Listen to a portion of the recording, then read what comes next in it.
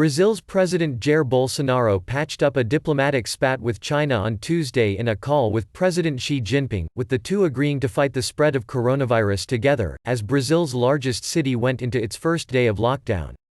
The dispute began last week when Bolsonaro's son blamed Chinese authoritarianism for preventing faster action against the coronavirus, drawing blistering comments from China's ambassador to Brazil and entangling the upper reaches of the Brazilian government in the row. Economic prospects are worsening for Brazil, Latin America's largest economy, amid the pandemic as data showed consumer confidence falling to a three-year low in March. Retail sales in January declined at the fastest rate in over a year, indicating consumer spending was off to a weak start in 2020, even before the coronavirus outbreak.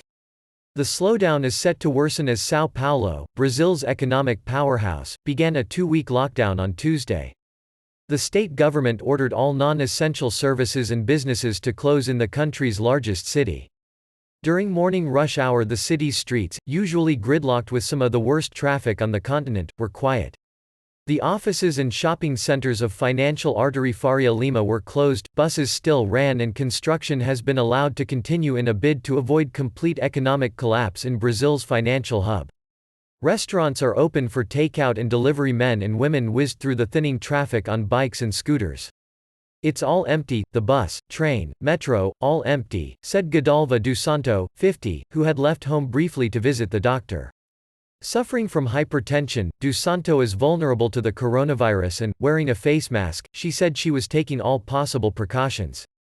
"Everyone is scared, but I think everyone has to look after themselves, taking hygiene seriously, washing their hands." Brazil's confirmed cases of the virus have tripled in 4 days to 1,891, with deaths rising to 34 from 25 on Sunday, according to data released by the Health Ministry on Monday.